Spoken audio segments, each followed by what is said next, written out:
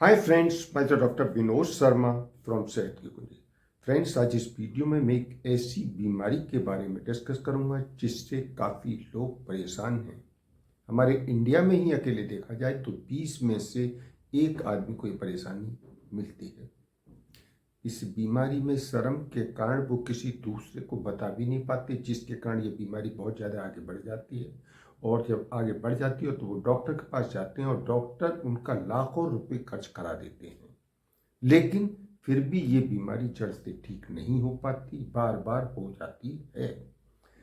तो मैं आज इस वीडियो में इसी बीमारी के बारे में डिस्कस करूंगा। इस बीमारी का नाम है पाइल्स, या जिसे बवासीर भी बोलते हैं, हेमोरॉइड्स भी बोलते हैं। इस बीमारी के अंदर एनस के अंदर और बाहर स्वेलिंग हो जाती है और वहाँ पर मस्से बन जाते हैं।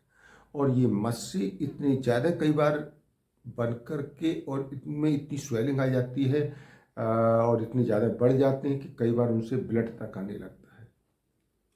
और जब ब्लड आने लगता है तब वो डॉक्टर के पास जाते हैं, तो डॉक्टर इसके लिए कई बार उनको कुछ मेडिसिन काफ़ी दिन तक चलाते रहते हैं। उसके बाद जब नहीं कंट्रोल में आता है तो उसके लिए सर्जरी की एडवाइस देते हैं।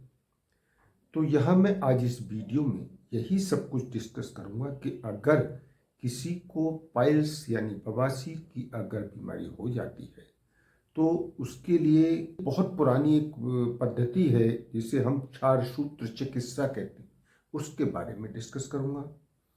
और ये भी बताऊँगा कि इस क्षार सूत्र चिकित्सा के कराने के क्या क्या फ़ायदे हैं, और इस क्षार सूत्र चिकित्सा को कराने में कितना समय लगता है, और इसको कराने के बाद हमें क्या क्या सावधानियां रखनी चाहिए, और इसी को कराने का क्या फ़ायदा है। क्यों ना हम कोई और तरीका एलोपैथिक वगैरह में या सर्जरी वगैरह कराना, मतलब इन दोनों में क्या कंपेरिजन है। यानी कि सब कुछ इस वीडियो में मैं इस क्षार सूत्र चिकित्सा के बारे में डिटेल्स में डिस्कस करूँगा। तो आप दोस्तों शुरू से लास्ट तक अगर ये मेरी वीडियो देखते रहेंगे तो आप सही से समझ पाएंगे। फ्रेंड्स, पाइल्स या हेमोरॉइड्स की बीमारी में एनस के अंदर या बाहर कहीं पर भी स्वेलिंग हो सकती है, और वहाँ आसपास जो है कुछ मस्से टाइप के बन जाते हैं। अच्छा, मस्से की कैटेगरी को भी देखा जाए तो मस्से को 3 ग्रेड में बांटा जाता है। एक तो होता है ग्रेड 1। ग्रेड 1 में क्या होता है कि एनस में पता भी नहीं लगता है, ना कोई दर्द होता है ना कोई स्वेलिंग आती है। छोटे छोटे मस्से रहते हैं जो कि कोई ऐसा एहसास नहीं होता है, हल्का बहुत दर्द रहता है।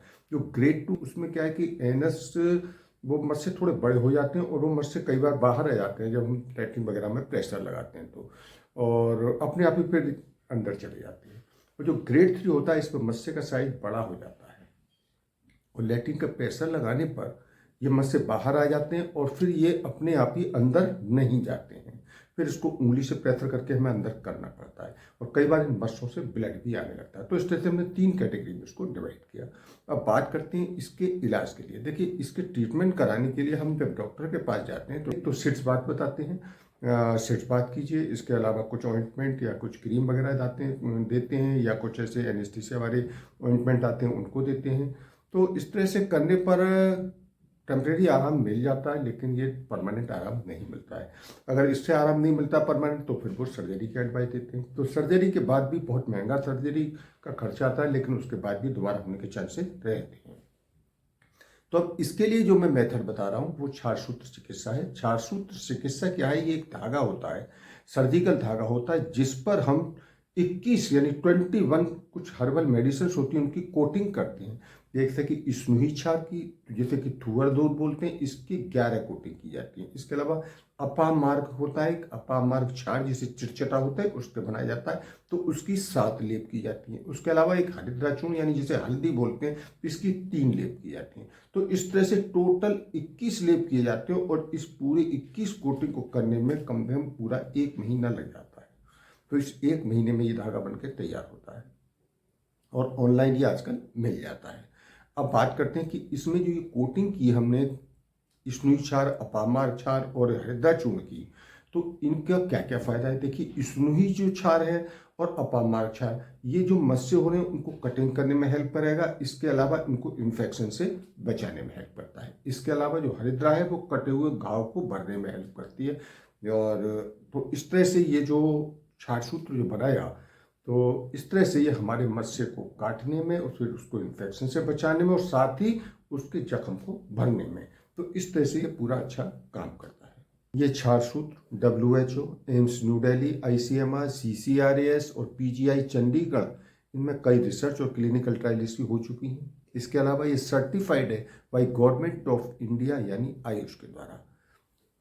तो फ्रेंड्स, अब हम डिस्कस करते हैं पाइल्स की बीमारी के होने के क्या कारण हैं। देखिए, पाइल्स की बीमारी का होने का सबसे पहला और बड़ा कारण तो कॉन्स्टिपेशन है, यानी कि जिन लोगों को सुबह उठकर पेट साफ नहीं होता है, तो ऐसे लोगों को पाइल्स की बीमारी के होने के चांसेस सबसे ज़्यादा रहते हैं। इसके अलावा एक ही पोस्चर में काफ़ी देर तक बैठे रहना, या लगातार जिनका सिटिंग वर्क है और जिनका पेट भी खराब है, यानी जिनको सुबह पेट साफ नहीं होता है, तो ऐसे लोगों को सबसे ज़्यादा चांसेस रहता है पाइल्स की बीमारी होने का। इसके अलावा कई बार ऐसा होता है कि जिन लोगों को बार बार लेटरिन जाने की शिकायत रहती है, तो ऐसे लोगों को भी पाइल्स होने के चांसेस बढ़ जाते हैं। इसके अलावा जो प्रेग्नेंट माताएं और बहनें हैं, कई बार उनको ऐसी स्थिति में भी पाइल्स होने के चांसेस बढ़ जाते हैं। या कई बार अनहेल्दी लाइफ स्टाइल है, यानी फिजिकल एक्टिविटी बिल्कुल नहीं है, और इसके अलावा जो अनहेल्दी खाना है जैसे कि ऑयली स्पाइसी जंक फूड वगैरह लेते हैं, तो ऐसे लोगों को भी पाइल्स की बीमारी होने के चांसेस बढ़ जाते हैं।